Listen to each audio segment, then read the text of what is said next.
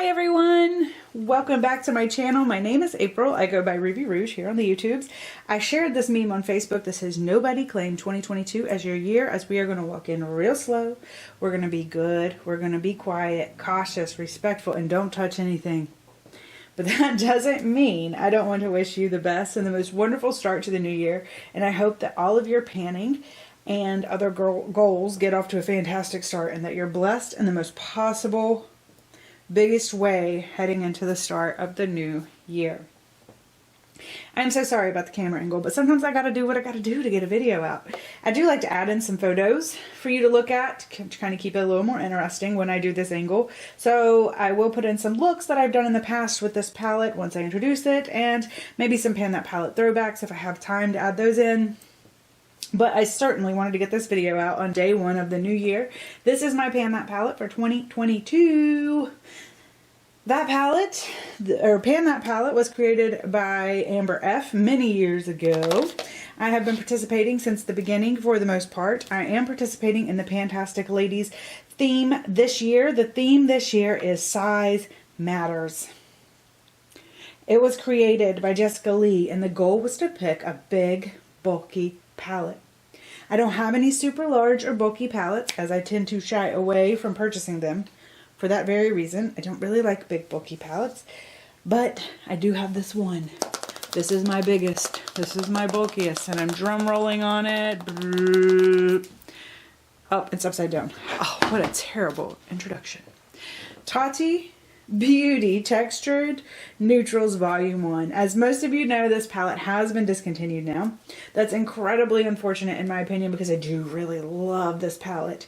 I did a full-on review on it when it first came out. I'll put that in the cards. And although the review was mostly positive, I did have a few hesitations, but over time this palette has become even more special to me. And every time I get it out, I'm so happy with it.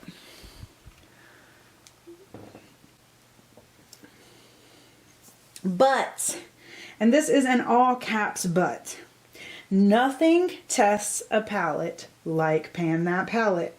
Pan That Palette will tell you everything you ever need to know about a palette and more.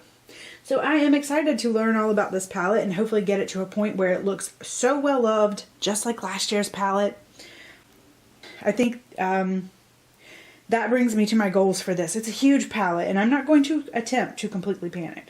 I have been doing Pan That Palette long enough to know what is realistic for me, and finishing this one off is not. I've also come to the conclusion over the last couple of Pan That Palette challenges that a goal of hitting pan on every shadow really, really, really makes me happy. It's definitely my sweet spot. I feel very satisfied when the challenge is over. I feel like I've gotten like my value out of the palette. I know the palette really well by that point, and then I still kind of love it. So it can go back in my collection, and I'm so happy to have it there. I still reach for it. I know looks that I can do and create with it really quickly and reliably. So I do really enjoy putting the palette back in my collection. That being said, shadows this large take some effort normally to hit pan on, so it's still going to be a challenge. These are 0.404 ounces, I believe. That's roughly the same size pans as my Pan That Palette from last year. They were 0.039, even though the format was completely different. It feels very different. I don't see how these are similar in size. I really don't see. But they supposedly are. So I'm going to take the word for it. Maybe these pans are more shallow, just wider. We'll see when we get there, I guess. Or another thing companies will sometimes do, they will understate the weight of their pans to make sure that they fall within. Does that make sense? So maybe she was being overly cautious. That's a theory. I don't know. But anyways, so I'm glad to, so I'm going to be working on kind of mapping out my plan on exactly how I plan to hit pan on all these as I go. How do I tend to approach it? Because this is a very big palette. And if I just throw it all in all together, it might get a little too overwhelming for me. But so as I go, I'm going to kind of come up with a plan. But what I'm going to start with is I'm going to start with a usage goal of 30 times per month. So that means every shadow counts as one. So if I do 2 shadows in a look, that's 1 per. That would be 2 uses. You know what I mean? So if I put these 2 shadows in, that's 2 uses. If I use these 3, that's 3 uses. And I want to get to 30 uses per month.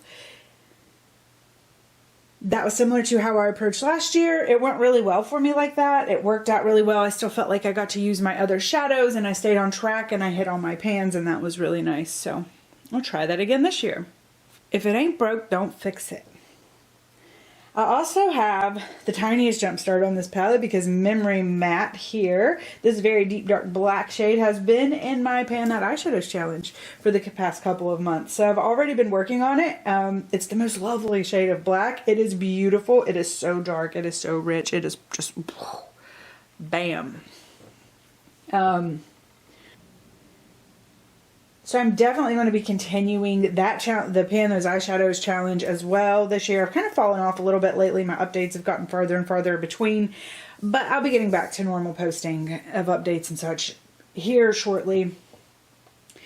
Okay, thank you guys so much for stopping by and supporting me on my new Pan That palette for the year, and I'm really glad that we're setting off on this journey together. I'm sure that I will be seeing many of your videos coming up today and in the next weeks or so, and I'm just really looking forward to it. I can't wait, and I will see you in the next one. Bye.